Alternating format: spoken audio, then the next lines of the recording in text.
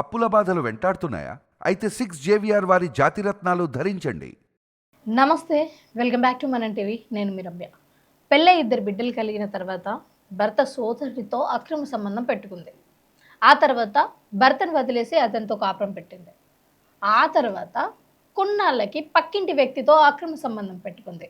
ఇక అభ్యంతరం చెప్పాడని రెండో భర్తను హత్య చేసింది. ఆ తర్వాత ఆ ప్రియుడితో వేరే చోటికి వెళ్ళి అక్కడ కాపురం పెట్టింది. ఇక అక్కడ వేరే వ్యక్తితో అక్రమ సంబంధం పెట్టి మళ్ళీ అతన్ని హత్య చేసి అతనితో ఉంటుంది. అలాగే అక్రమ సంబంధం మీద అక్రమ సంబంధం. ఆమె రూటే వేరు. కొన్ని వివాహ సంబంధాలలో మహిళలలో కొంచెం మానసిక హింస, అక్రమ సంబంధాలపై మోజు ఎలా పెరుగుతాయో ఈ సంఘటన ఉదాహరణకు చెప్పుకోవచ్చు. గుజరాత్లోని అహ్మదాబాద్కు చెందిన జాగృతి అనే మహిళకు సుఖదేవ్ గిరి అనే ఒక వ్యక్తితో పెళ్ళైంది. వారికి 2 పిల్లలు కూడా ఉన్నారు. కొంతకాలానికి ఆమెకు సుఖదేవ్ గిరి సోదరుడు శాంతగిరితో అక్రమ సంబంధం కలిగింది. దాని తర్వాత ఈ భర్తను వదిలేసి అతనితో అక్రమ సంబంధం పెట్టుకుంది. వేరే ఊర్లో కాపురం పెట్టింది. అక్కడ కూడా ఇంటి పక్కనే ఉండే ఒక భరత్ అనే వ్యక్తితో మళ్ళీ అక్రమ సంబంధం పెట్టుకుంది. ఇక ఆ అక్రమ సంబంధం భర్తకు తెలిసి మందలించాడు. తనను మందలించాడన్న కోపంతో ప్రియుడితో కలిసి ఒక వ్యూహం ప్రకారం రెండో భర్తను చంపేసింది. ఇక ఆ తర్వాత రెండో భర్తను చంపేసేందుకు సుపారీ ఇచ్చి మరీ కిరాయి కుదుర్చుకున్న దీపక్ అనే వ్యక్తితో మళ్ళీ ప్రేమ ప్రయాణం మొదలుపెట్టింది. దీంతో దీపక్ సాయంతో మూడో ప్రియుడిని లేపేద్దామనుకుంది.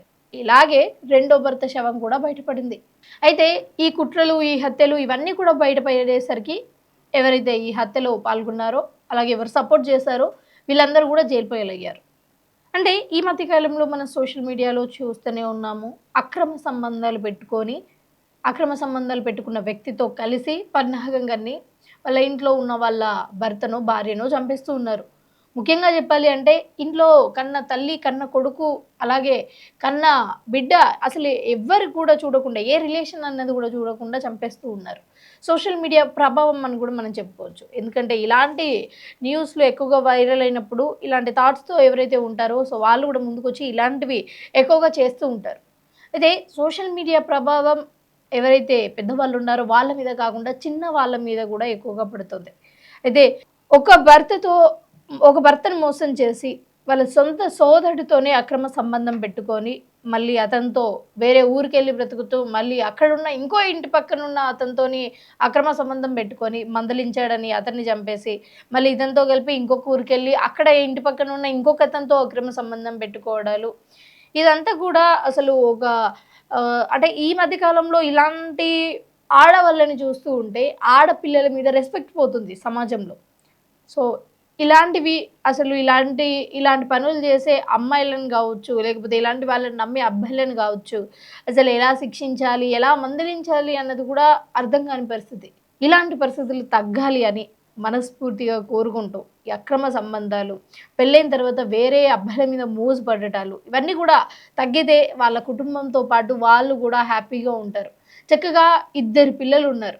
2 పిల్లలతో హ్యాపీగా భర్తతో ఉండొచ్చు. సొంత బాబాయ్ని అంటే ఆ పిల్లలకు బాబాయ్ అయ్యే వరుసతోని నువ్వు అక్రమ సంబంధం పెట్టుకున్నావంటే అసలు నీ మెంటాలిటీ ఏంటి, నీ సైకోయిజం ఏంటి అన్నది ఇక్కడ అర్థమవుతుంది. అంటే ఒకరితోని అక్రమ సంబంధం పెట్టుకోవడం కూడా ఈ మధ్యకాలంలో మనం చూసాం. బట్ పెళ్ళైన తర్వాత 2 పిల్లలు ఉన్న తర్వాత ఇంకో 5-6 మందితో అక్రమ సంబంధాలు పెట్టుకొని మధ్యలో ఇది తప్పు అని చెప్పిన వాళ్ళని హత్య చేయడం అయితే నేను ఇదే మొదటిసారి చూస్తున్నా.